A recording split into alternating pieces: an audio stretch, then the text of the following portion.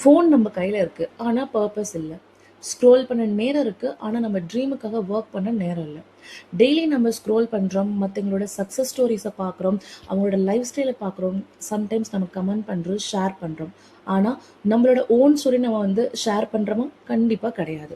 So அப்போ தான் எனக்குள்ளே நானே சொல்லிக்கிட்டேன், இந்த ஃபோனில் நம்ம 100 வீடியோஸ் பார்த்தாலுமே நமக்கு பெனிஃபிட்ஸ் இல்லை. ஆனால் ஒரு ஸ்கில்லை கற்றுக்கிட்டா நம்ம லைஃபே கண்டிப்பாக சேஞ்ச் ஆயிரும்னு நான் டிசைட் பண்ணேன்.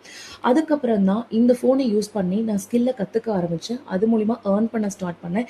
இப்போ நான் என் லைஃப் ஸ்டைலே நான் க்ரோத் பண்ணிகிட்ருக்கேன். ஸோ அப்போ தான் நான் ரியலைஸ் பண்ணேன், இந்த ஃபோன் எனக்கு எகெயின்ஸ்ட் கிடையாது, என்னோடய ஒர்க்குக்கு ஹெல்ப்ஃபுல் தான் சொல்லிட்டு. ஸோ கண்டிப்பாக உங்கள் கையிலையும் ஃபோன் இருக்கும். அந்த ஃபோனை நீங்கள் ஏர்ன் பண்ணுற பர்பஸ்க்காக யூஸ் பண்ணிகிட்ருக்கீங்களா, இல்லை ஸ்க்ரோல் பண்ண யூஸ் பண்ணுறீங்களா? ஸோ என்னோட கமெண்ட் பாக்ஸில் ஃபோனுன்னு டைப் பண்ணுங்கள்.